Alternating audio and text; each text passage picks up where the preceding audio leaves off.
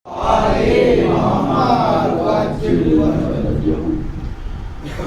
قرآن اور اہل بیت ہے جو امت کی ہدایت کے لیے ہے، جو دونوں اللہ کی طرف سے ہیں، ان میں جدائی نہیں ہونے والی ہے، اس میں کوئی بھی کمی نہیں نکال سکتا، نہ قرآن میں نہ اہل بیت میں۔ عزیزان گرامی، ہمیں ہر چیز سے سبق لینے کی ضرورت ہے۔ اذان کے احترام میں خاموش ہوئے، اذان جب بھی ہو اس کا احترام کریں اور اس کا سوال کریں۔ ہمیں ہر چیز ادادار نظر آتی ہے اگر ہم توجہ دیں، ہر چیز محبت اہل بیت کا پیغام دیتی ہے ہم اگر توجہ کریں۔ ہم اگر نماز پڑھ رہے ہیں تو اس میں بھی ہمیں قرآن بھی دعوت دے رہا ہے، اہل بیت بھی دعوت دے رہے ہیں۔ روزانہ کے ہم ادادار ہیں، یہ ہم سمجھتے ہیں کہ محرم و سفر اور ربیع الاول کے ادادار ہیں، یہ ہمارا سمجھنا ہے، ورنہ ہم روزانہ ادادار ہیں۔ اداداری یہ پارٹ ٹائم جاب نہیں ہے، سمجھ گئے کہ محرم آیا تو ادادار ہو گئے، سفر آیا تو ادادار ہو گئے۔ ہم ہمیشہ ادادار ہیں۔ ادادار کا مطلب مولا حسین کو یاد کرنے والا، مولا حسین کی قربانی کو یاد کرنے والا، مولا حسین سے محبت کا اظہار کرنے والا، مولا حسین کے مقصد پہ چلنے والا۔ ہر چیز ہمیں قرآن اور اہل بیت سے قریب کرے گی۔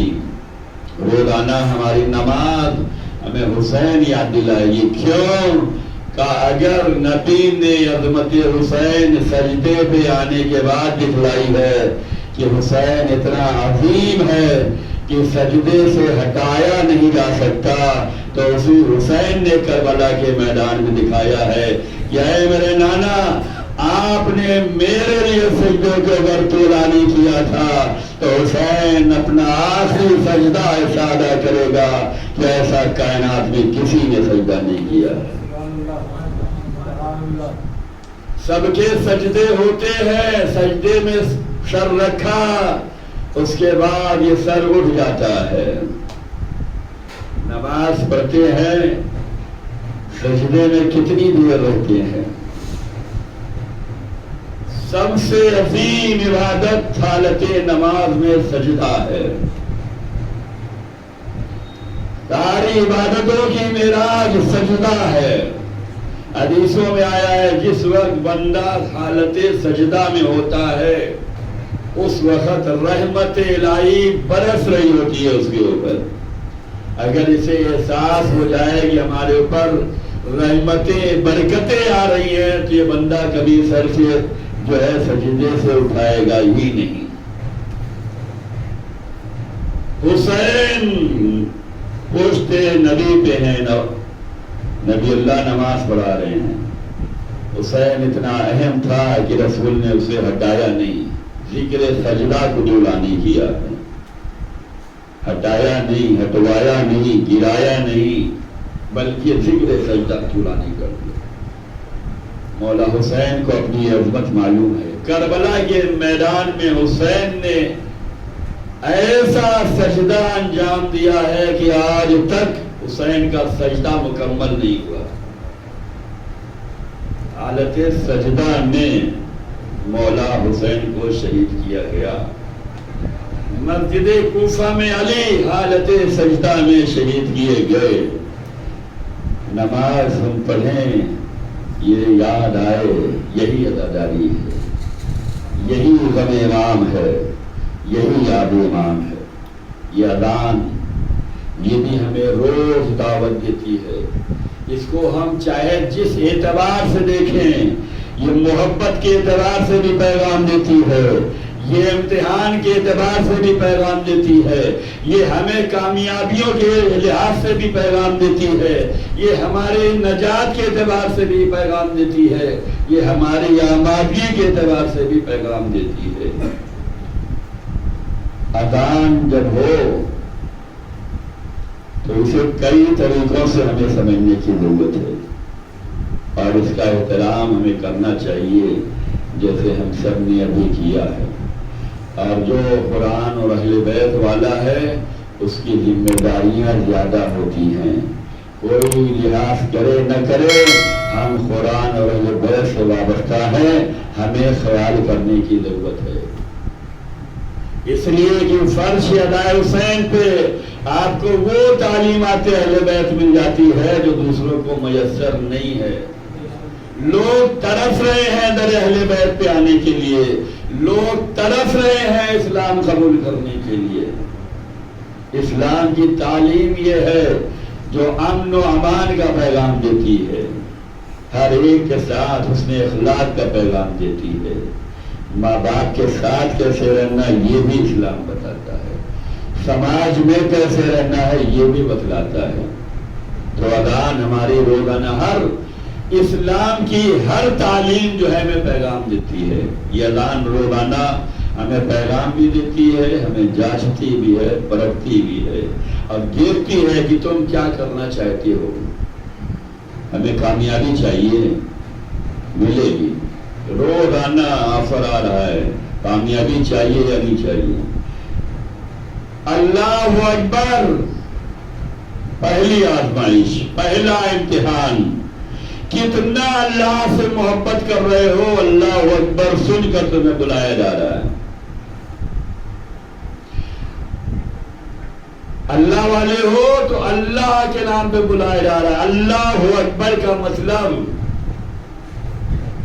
اللہ سب سے بڑا ہے.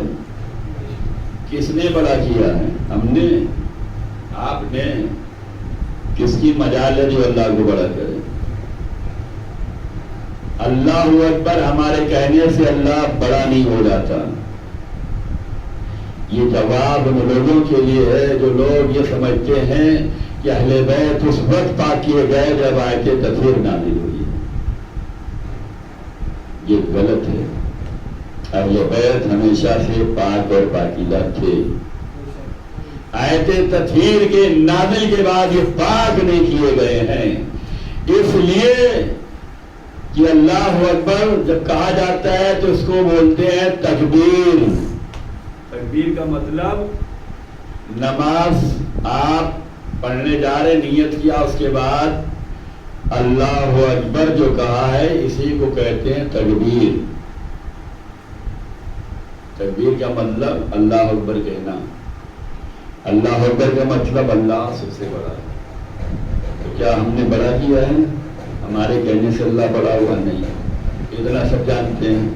جب اتنا سب جانتے ہیں تو انہی سے کہنا ہے جیسے تکبیر کا مطلب ہوتا ہے کہ ہم نے اسے بڑا نہیں کیا ہے, وہ بڑا تھا, ہم نے اظہار کیا ہے, ہم نے ایکسپٹ کیا ہے, ہم نے گواہی دی ہے کہ ہاں وہ بڑا ہے. ایسے ہی ہے تطہیر. جیسے ہے تکبیر اسی وزن پر جو ہے تطہیر. تطہیر کا مطلب یہ نہیں ہے کہ اللہ نے انہیں پاک کیا ہے تو پاک ہوئے ہیں. اللہ انہیں ہمیشہ سے پاک رکھے ہوئے تھا, ان کی پاکیزگی کا اعلان کیا ہے. تو جب تکبیر کہو تو اہل بیت کی پاکیزگی بھی یاد آ جائے کہ ہمارے کہنے سے یہ پاک نہیں ہوں گے, یہ پاک ہیں, ہم ان کی پاکیزگی کا اعلان کر رہے ہیں, اظہار کر رہے ہیں, بتلا رہے ہیں. تو اللہ اکبر یہ امتحان لیتا ہے. اللہ سے کتنی محبت ہے, آؤ نام خدا پہ آؤ. رسول اللہ سے محبت ہے, محمد رسول اللہ کے نام سے بلایا جا رہا ہے, آؤ ان کے نام پہ آؤ.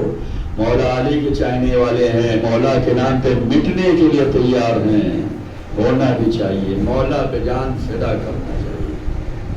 مولا پہ جان فدا کرنے کا مطلب یہ ہے کہ مولا کی راہ پہ چلا جائے, مولا کے پیغام کو سنا جائے, مولا کے مشن کو آگے بڑھایا جائے, مولا کی تعلیمات لوگوں تک پہنچائی جائے. اشہد ان امیر المومنین, آؤ یہ آواز کانوں میں جائے تو تیاری کر لو, اللہ کے نام پہ تیاری کر لو, رسول کے نام پہ تیاری کر لو, مولا علی کے نام پہ تیاری کر لو. لوگوں نے معنی مطالب بدلے ہیں، ہم تو چاہنے والے ہیں، ہمیں تو حقیقت پتا ہے۔ جب ہمیں پتا ہے تو ہماری ذمہ داری زیادہ ہے۔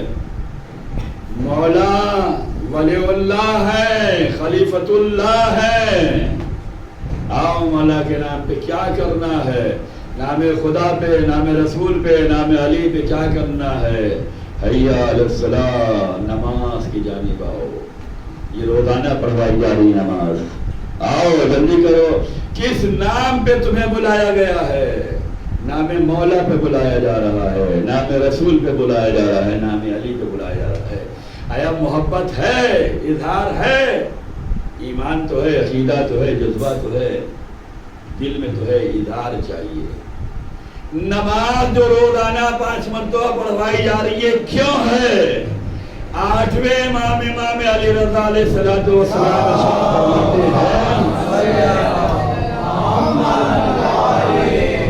نماز، روزہ، حج، زکوٰۃ، خمس اس لیے ہے تاکہ تمہارا اظہار ہو سکے کہ تم مسلمان ہو، تو اس کے ذریعے سے اظہار ہو سکے۔ ہم دل میں ایمان رکھے ہوئے ہیں، یہ ایمان کے اظہار کا نام نماز ہے۔ لوگوں کو پتا چلے گا ہاں یہ بندہ مسلمان ہے جو نماز پڑھ رہا ہے۔ اگر ہم نماز نہ پڑھیں تو کسی کو کیا پتہ چلے گا کہ ہم مسلمان ہیں یا غیر مسلمان ہیں؟ 8ویں امام فرماتے ہیں ایمان کے اظہار کا نام جو ہے نماز ہے۔ نماز پڑھو گے تو لوگوں کو پتا چلے گا ہاں مسلمان ہے۔ روزہ رکھو گے تو پتا چلے گا ہاں یہ مسلمان ہے، اس کے دل میں ایمان ہے، یہ جذبہ رکھتا، اظہار کا نام۔ عزیزان گرامی، ہمیں اشارہ ملا ہے کہ نوجوانوں کو واپس بھی جانا ہے، لیکن فرش ادا سے تو کچھ لے کے ہی جانا پڑے گا۔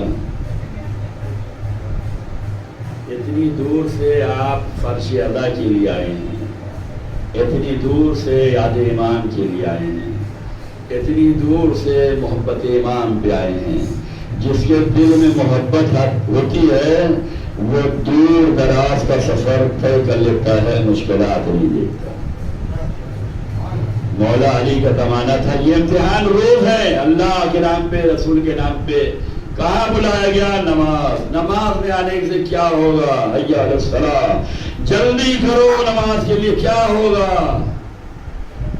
حیا علی الفلاح، کامیابی ملے گی، جلدی آؤ، سکسیس ملے گی، تمہیں رتبہ ملے گا، تمہیں درجہ ملے گا، آؤ جلدی آؤ۔ اگر چاہیے کامیابی تو آؤ۔ روزانہ چاہنے والا محبت پہ آتا ہے۔ مولا علی کا زمانہ تھا۔ قرآن میں جیسے تمام نبیوں کا ذکر ہے، قرآن میں ہر چیز کے ذکر کو یکجا کر دیا گیا ہے، کچھ اس میں ایسا نہیں ہے جو نہ ہو، سب چیز ہے۔ ہر نبیوں کا تذکرہ اس میں ہے، ہر کتابوں کا تذکرہ اس میں ہے، جو کچھ ہونے والا ہے۔ ایسے ہی مولا علی ہیں، جو کچھ ہو چکا ہے سب مولا علی میں ملے گا، جو کچھ ہونے والا ہے مولا میں ملے گا۔ اسی لیے تو رسول اللہ نے فرمایا تھا قرآن علی کے ساتھ ہے، علی قرآن کے ساتھ ہے۔ قرآن علی کے ساتھ، علی قرآن کے ساتھ۔ مولا کے سامنے ایک بندہ آیا، کہے مولا آپ تو فخر انبیاء ہیں۔ کہا بے شک، جس نبی کا معجزہ چاہیے یہ نہیں کر سکتے ہم نہیں ان کے زمانے میں، یہ تو ہمیں شرف ہے، یہ ہمیں ملا ہے کہ اگر آدم کے علم کو دیکھنا ہے تو ہم دیکھ سکتے ہیں، یہ نہیں کر سکتے، اس زمانے میں نہیں تھے۔ ہمیں اگر نو کی خلت دیکھنی ہے، نو کا تقویٰ دیکھنا ہے، ان کا گریہ دیکھنا ہے، نو نام ہی ہے نوحہ کرنے والا۔ نوحہ کسے کہتے ہیں؟ غم میں رونے کا نام نوحہ ہے۔ لوگ پوچھتے ہیں یہ نوحہ کہاں سے آ گیا؟ بھائی جناب نو کا نام ہی نو پڑ گیا، نام نہیں تھا، ان کا نام عبد الغفار تھا۔ اتنا روئے ہیں کربلا کو یاد کر کے کہ نو نام پڑ گیا ہے۔ یہ کعبے پہ کالے لباس کیوں لگائے گئے ہیں؟ یہ کعبہ بھی غم منایا گیا ہے۔ آدم ہوا جب جنت سے زمین پہ بھیجے گئے، آدم کو سری لنکا میں اتارا گیا، ہوا کو جدہ میں اتارا گیا، اسی لیے عربی میں جدہ بولتے ہیں دادی کو. یہ جدہ جو ہے دادی، یعنی یہیں پہ ہوا اتری تھی. سری لنکا میں آدم اترے تھے. دونوں میاں بیوی الگ ہیں لیکن ایک دوسرے کی جدائی میں رو رہے ہیں. اور انہوں نے جب اللہ سے توسل کیا، اللہ کی بارگاہ میں کہا ہماری پریشانیوں کا خاتمہ ہونا چاہیے. ان کو کہا گیا وسیلہ بناؤ، اہل بیت کا واسطہ دو، ان سے مانگو یہ کریں گے.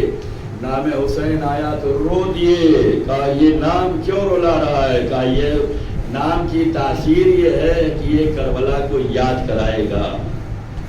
پہلے نبی، پہلے خلیفہ. کہا کربلا کو یاد کرو.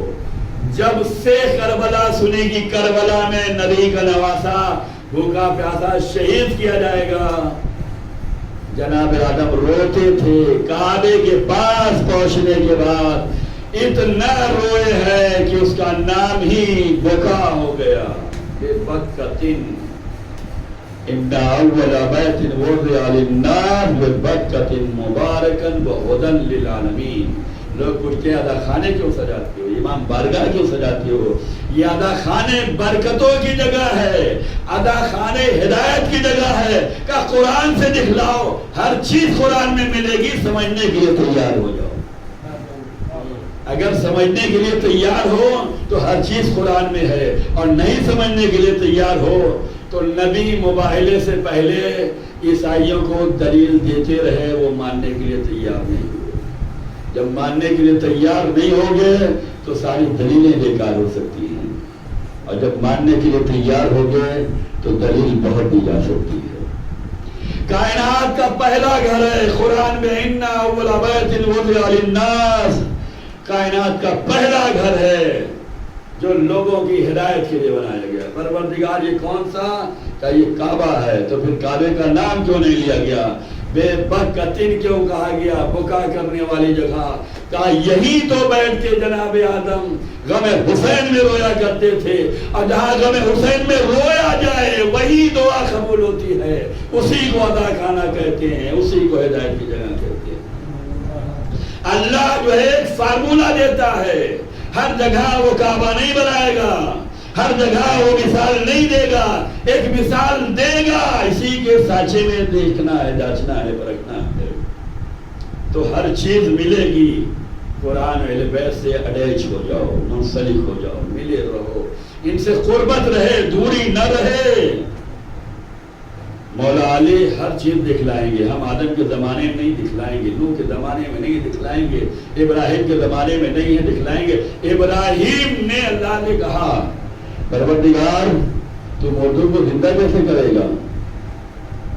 دیکھا دریا کے کنارے سے جناب ابراہیم گزر رہے تھے، دیکھا ایک مردار ہے جو پانی کے اندر ہے، آدھا جس پانی کے اندر آدھا اوپر. جو پانی کے اندر ہے وہ جانور پانی والے کھا رہے ہیں، اندر والے مچھلی ہے جو کچھ بھی ہے. جو اوپر ہے وہ چھلکے ہوئے کھا رہے ہیں. بڑھ گیا حصہ، نیچے والے وہ کھا رہے ہیں، اوپر والے وہ کھا رہے ہیں. ابراہیم نے کہا پروردگار اسے زندہ کیسے کرے گا؟ معلوم ہے نبی کو سب معلوم ہوتا ہے، یہ ذریعہ بنتے ہیں ہمیں بتلانے کا. تو اللہ نے کہا ابراہیم کیا یقین نہیں ہے کہ میں کیسے زندہ کروں گا؟ یقین تو ہے لیکن لتطمئن قلوب قلبی، میرے دل کو مطمئن ہونا ہے، اس لیے چاہتا ہوں. قرآن میں آیت سورہ یاسین میں ہے کہ وہ اللہ زندہ کرے گا جو کچھ نہیں ہونے کے باوجود تمہیں وجود دیا ہے. تو پھر یہ ہڈی گوشت ہونے کے بعد بھی وہ زندہ کرے گا. جب کچھ نہیں تھا تب اس نے ہمیں بنا دیا.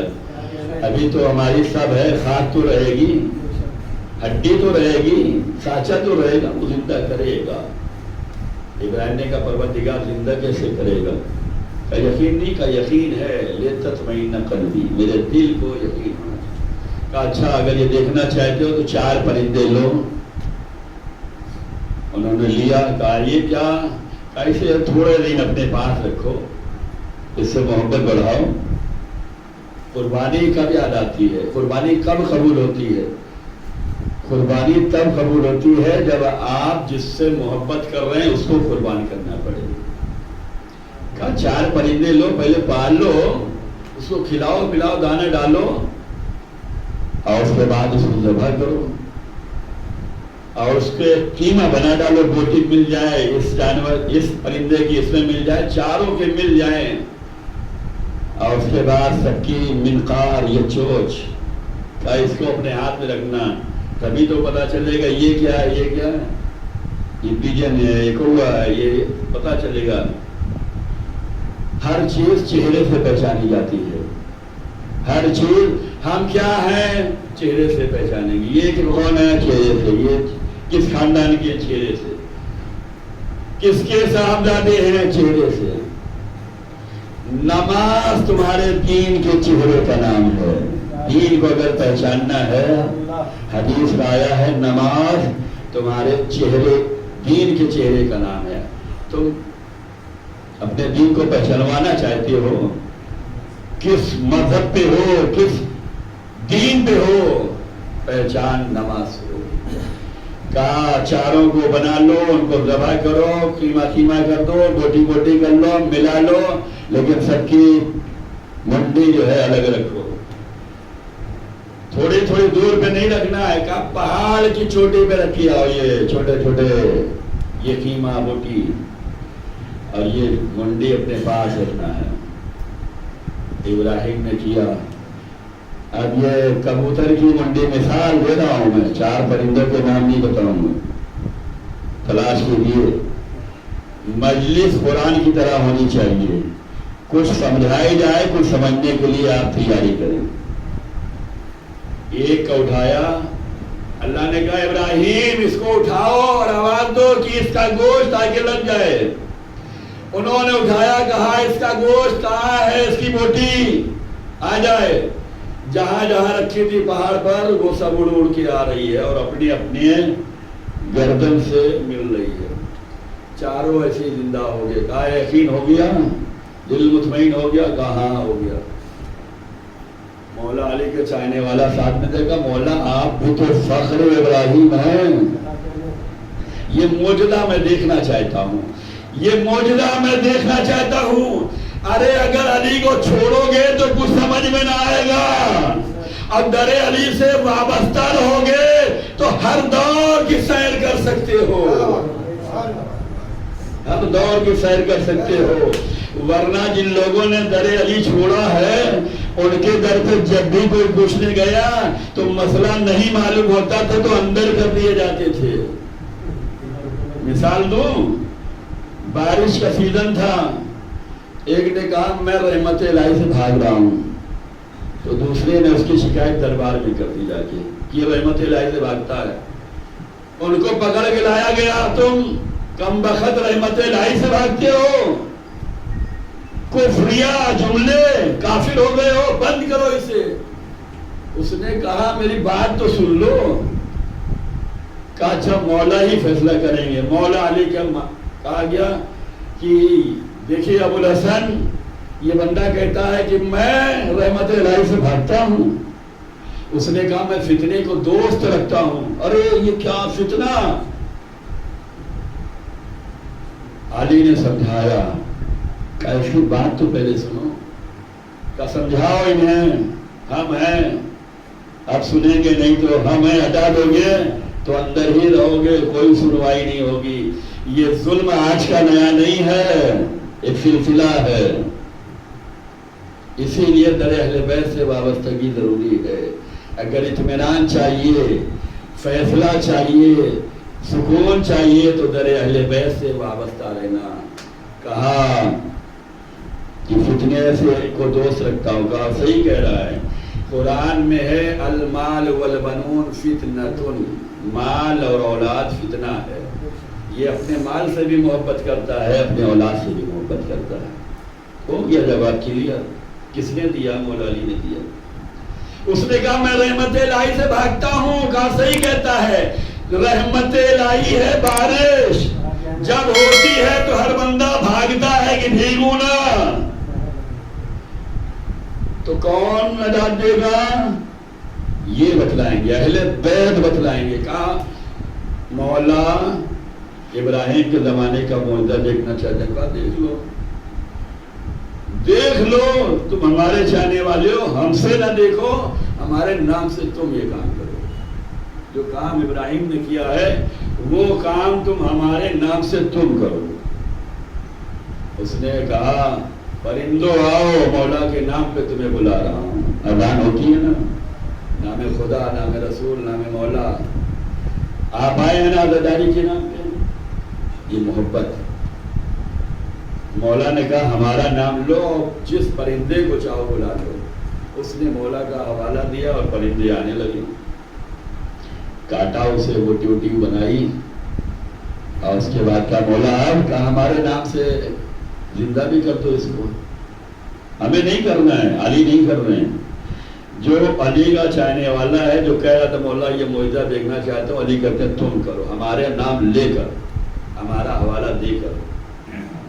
اس نے زندہ کیا، ایک بار کاٹا، پھر زندہ کیا، پھر دوبارہ کاٹا، پھر زندہ کیا، پھر دوبارہ کاٹا، پھر زندہ کیا۔ پھر مولا علی نے کہا بھائی کب تک یقین کی منزل میں رہو گے؟ یہ کب تک ایک جانور کو آپ بار بار کاٹ رہے ہو، زندہ کر رہے ہو، کیا یقین نہیں آیا؟ کہنے لگا مولا یقین ہے، لیکن ایک چیز اور ہے جو ہم سمجھنا چاہتے ہیں۔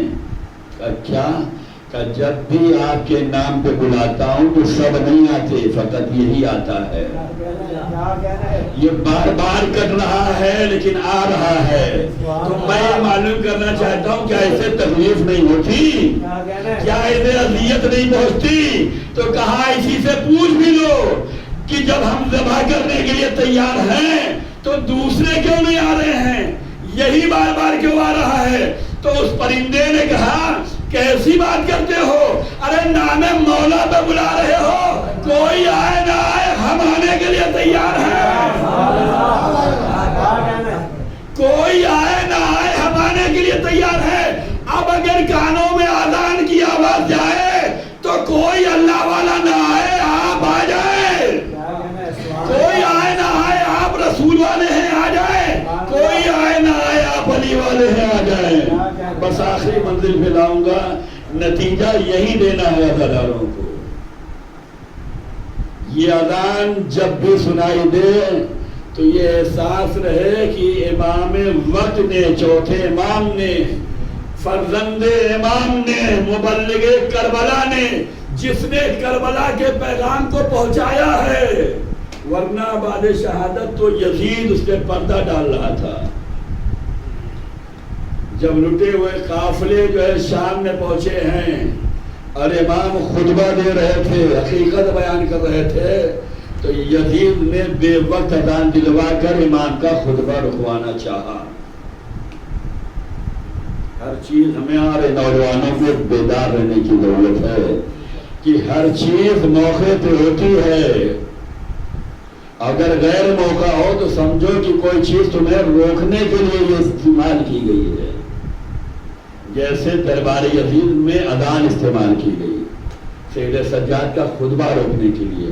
سید سجاد کیا بیان کر رہے تھے؟ سید سجاد یہی بیان کر رہے تھے کہ جس کو باغی بنا کر پیش کیا گیا ہے وہ باغی نہیں ہے، وہ ہادی ہے، وہ فرزند رسول ہے۔ حقیقت پردے ڈالنے کے لیے اذان دلوا دی گئی۔ جب اذان ہو رہی تھی تو مولا نے خطبہ روک دیا، خاموش ہو گیا، جیسے ہم عزاداروں نے خاموش کیا تھی، لیکن مولا بھی اللہ اکبر کی دہراتے رہے۔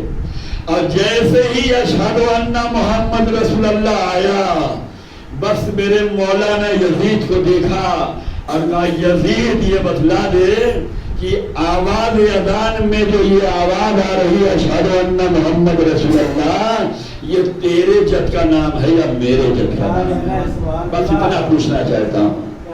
اور اگر تو یہ کہہ رہا ہے کہ میرے جد کا نام ہے تو بھرے دربار میں حسین کا لاڈلا اگرچہ قیدی ہے، ہتھکڑیاں پہنے ہوئے ہے، لیکن حوصلہ تو علی والا ہے، زینب والا ہے، ابو طالب والا ہے، بڑے دربار میں یہ کہے گا تو جھوٹ بول رہا ہے، یہ تیرے آبا و اجداد کا نام اذان میں نہیں ہے بلکہ میرے آبا و اجداد کا نام اذان میں ہے۔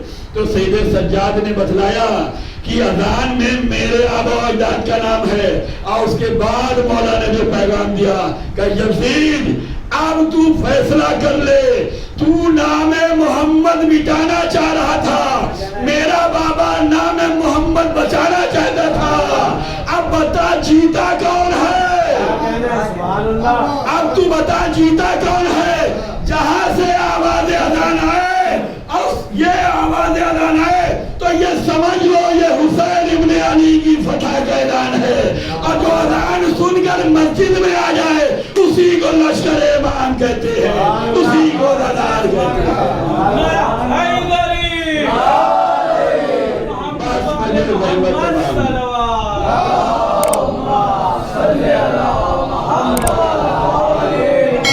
کچھ میسج تھا اذان سے، اور ہر جوان کو اذان علی اکبر یاد رہے، زیادہ تفصیل میں نہیں جا سکتا، کبھی خدا نے موقع دیا تو بیان کروں گا انشاءاللہ۔ جوانوں علی اکبر کی اذان یاد رہے، جوانوں قاسم یاد رہے، اور محمد یاد رہے۔ کربلا ہر 3 سال کے لیے ہے، آج کی شب جو ہے قاسم یاد کیے جاتے ہیں۔ یہ جناب قاسم 13 سال کا بچہ ہے، لیکن جذبہ کس چیز کا جذبہ ہے؟ امام کی اطاعت کا، امام کی راہ پہ چلنے کا، امام کی مشن میں شامل ہونے کا، امام پہ قربان ہونے کا۔ کربلا رشتوں کو جوڑنے کا کام کرتی ہے۔ کربلا میں اگر دیکھو تو چچا بھتیجے کی بھی محبت ہے، ماموں بھانجے کی بھی محبت ہے، باپ بیٹے کی بھی محبت ہے، بھائی بہن کی بھی محبت ہے، بھائی بھائی کی بھی محبت ہے، آقا اور غلام کی محبت ہے، دوست احباب کی محبت ہے۔ کربلا بڑا وسیع ہے، اس کو سمجھنا ہے، ہر رشتے کو جوڑ کے رکھا ہے، اور ہر رشتہ امام پہ فدا ہونے کے لیے تیار ہے۔ اگر امام کسی کو اجازت نہیں دے رہے ہیں، یہ اجازت نہیں دے رہے ہیں، یہ اس کا حوصلہ دیکھ رہے ہیں، یہ زمانے کو دکھلانا چاہتے ہیں کہ ہمارے چاہنے والوں کا حوصلہ تو دیکھو۔ اگر ہم تھوڑی دیر کے لیے اجازت نہیں دے رہے ہیں تو دیکھو ان کی طلب کیسی ہے۔ ادادارو ہماری بھی طلب ہونی چاہیے فرش ادا پہ آنے کے لیے، ماتم کے لیے، نوحہ پڑھنے کے لیے، مرثیہ پڑھنے کے لیے، غم حسین منانے کے لیے، جہاں عزاداری ہو اس میں شامل ہونے کے لیے ہماری بھی طلب ہونی چاہیے، جیسے جناب قاسم کی طلب تھی۔ مولا اگرچہ تھوڑی وقت کے لیے اجازت نہیں دے رہے تھے، ورنہ آئے ہی کربلا میں شہید ہونے کے لیے، لیکن مولا زمانے کو دکھلانا چاہتے تھے، دیکھو میرا چاہنے والا تڑپتا کیسے ہے۔ بار بار وہ کہتا تھا چچا اجازت کا نہیں، تم میرے بھائی کی نشانی ہو، آئے آئے میرے بھائی کی نشانی ہو۔ اے قاسم جب تمہیں دیکھتا ہوں تو مجھے اپنا بھائی یاد آ جاتا ہے، بھائی کی یاد آنے، حسین کتنا رولائے گئے ہیں، حسین کتنے امتحان سے گزرے ہیں۔ یہ حسین جو فرما رہے ہیں قاسم سے کہ قاسم تم ہمارے بھائی کی نشانی ہو، اس کی بھیک میں جائیں گے، میرے بھائی کی نشانی ہو۔ گویا امام حسن کا جنازہ بھی حسین کو یاد آیا ہوگا، امام کے جگر کے ٹکڑے بھی یاد آئے ہوں گے۔ ہر جنازہ گھر سے نکلتا ہے تو قبرستان جا کے دفن ہو جاتا ہے۔ یہ کائنات کا پہلا جنازہ تھا جو گھر سے نکلا، دشمنوں نے جنازے میں تیر برسائے، یہ جنازہ پھر واپس آیا۔ ارے بہنوں نے کیسے امتحان دیے کہ جنازہ تو سجا کے بھیجا تھا، اب اسی جنازے سے تیر نکالے جا رہے ہیں۔ حسین کو پورا مدینہ یاد آ گیا ہے، اکبر کو بھی چاہتے ہیں، انہوں محمد کو بھی چاہتے ہیں، اپنے بھتیجے کو بھی چاہتے ہیں۔ چچا بھتیجے میں محبت کیسی ہونی چاہیے؟ کربلا حسین اتنا لگا کہ اپنے بھتیجے کو روئے کہ ایسا کہیں نہیں ملتا۔ اکبر سے روئے لیکن غشی نہیں ملے گی، بھانجے سے لگا کے روئے غشی نہیں، لیکن 13 سال کے اپنے بھتیجے کو حسین گلے لگا کے رو رہا تھا۔ میں کہوں ایک چچا اپنے بھتیجے کو گلے لگا کے اتنا رویا کہ گچ کھا گیا۔ قاسم کی یاد ہے. قاسم پریشان ہے، چچا اجازت نہیں دے رہے ہیں. کربلا اطاعت سے بتلاتی ہے، بغیر امام کی پرمیشن کے تو کوئی جائے گا نہیں. قربانی اسی کو کہتے ہیں، امام کی راہ پہ چلو، امام کی بات پہ چلو. اجازت نہیں مل رہی ہے تو نہیں جائے گا، لیکن ہاں اجازت کے لیے تڑپے گا، راہ نکالے گا، بے چین رہے گا. قاسم بیٹھا ہوا تھا، ایک مرتبہ اپنے بازو پہ نگاہ گئی، ارے میرے بابا نے تو کچھ تعویذ لکھا ہے. اب اس تعویذ کو کھولا، پڑھائے میرے لال، کربلا میں چچا پہ فدا ہو جانا. دنیا کیا مقابلہ کرے گی حسین کے عزاداروں سے؟ دنیا کیا مقابلہ کرے گی حسین کے شہداء سے؟ ارے دنیا موت سن کے ڈر جاتی ہے، حسین والا موت سن کر خوش ہو جاتا ہے. خوشی خوشی قاسم باپ اپنے چچا کے پاس آئے. چچا یہ تو دیکھیے، اب تو اجازت دیں گے. اپنے بھائی کے خط کو حسین نے آنکھوں سے لگایا. اے قاسم، ارے تم کیا، تمہارا بھیا 6 مہینے کا اصغر ہے، وہ بھی جائے گا. بدغیرت قاسم جوش میں آئی، اے چچا کیا دشمن خیمے میں آ جائیں گے؟ کیا فوج یزید خیمے میں آ جائے گی؟ ارے خیام حسینی کا اتنا احترام، پردے کے اتنے اہتمام، 13 سال کا بچہ تڑپ کے رہ گیا. اے چچا کیا یزید خیمے میں آ جائے گا؟ یہ فوج یہاں آئے گی؟ کہا نہیں، میں اصغر کو لے جاؤں گا. اچھا ہوا قاسم، شہادت کے بعد پردے اٹھے گئے، شہادت کے بعد خیمے جلائے گئے، ورنہ آپ کی غیرت کو کیا ہوتا.